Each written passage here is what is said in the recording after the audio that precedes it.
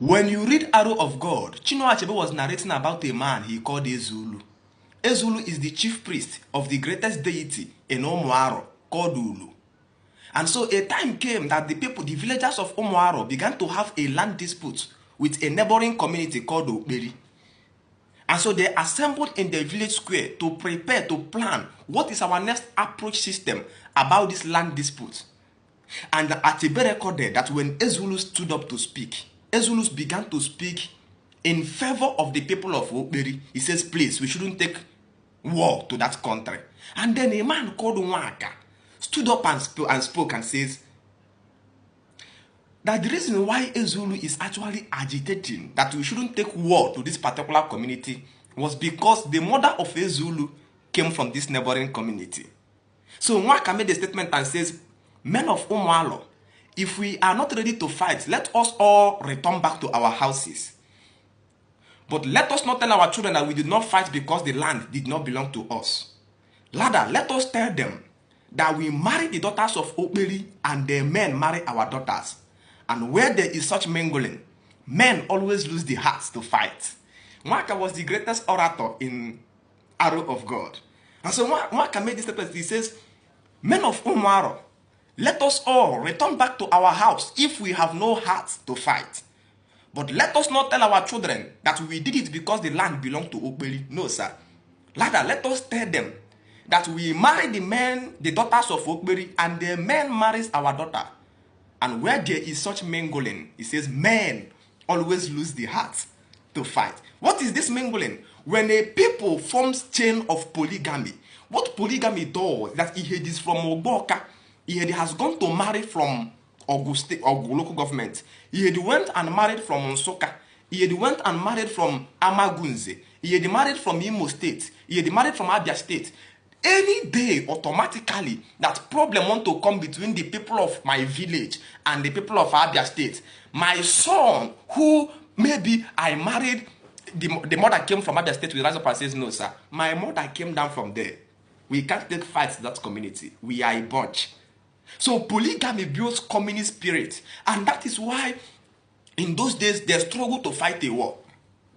Because every child, no matter how the child loves the way the father's compound, knows that when things becomes hard and difficult for the child will run back to the mother's place as an exile, a security place. Just like Okonkwo ran back to her mother's side and things fall apart after committing murder. And so Okonkwo will never in his life try to take war to that her mother's compound that shielded him when he was in exile. So polygamy is about widening the horizon of a man to form a communist party of everybody. And that is why when you come to Africa, you see everybody, we call everybody Ma. Ma means everybody here is our mother. And all women call the children Nwam. Now you go to the West, to America, where they are practicing monogamy. Call a woman there, my mother.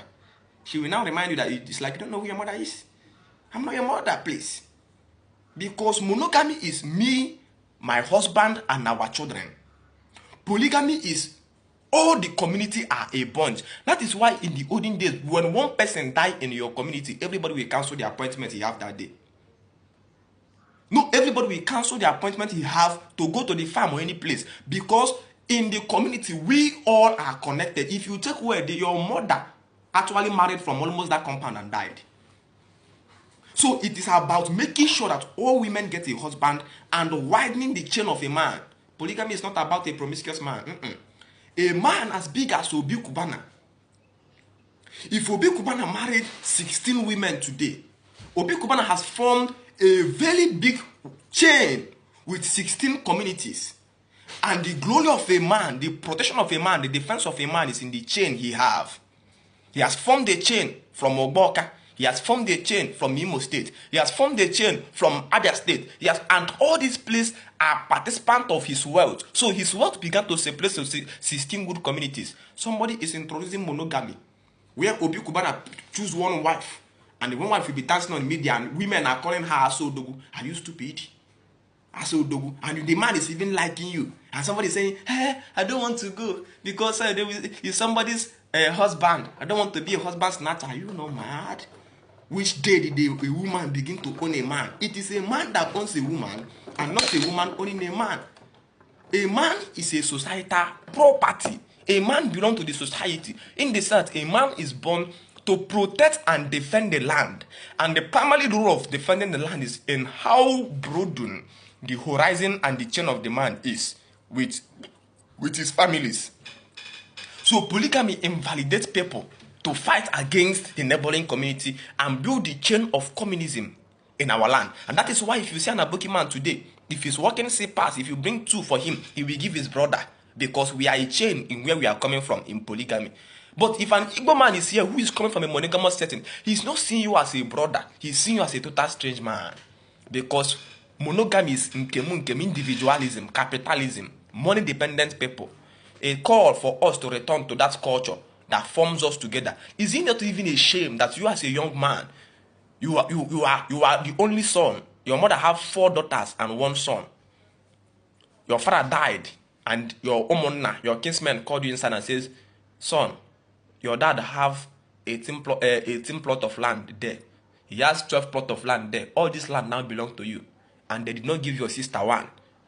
They says your sister is going to marry. Tomorrow, you idiot that collected all the land that belonged to your father, you will now refuse to marry women. You are a very, very wicked human being.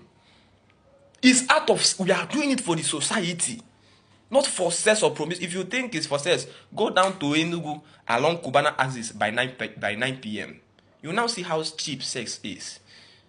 Polygamy is about a man who wants to take responsibility. If you think you have a strong heart, come out and join me. I will prepare you and ready you for that which is ahead of time. Join me in this renaissance. Let me chase all love out of you. Love is the fundamental of the problem you are going to have in marriage.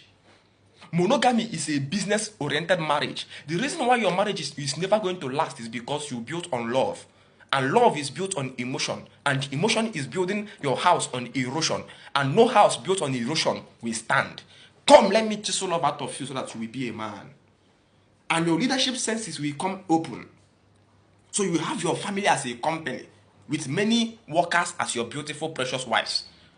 For the purpose of producing children that will come under your umbrella, widen your scope and horizon as a man, produce food.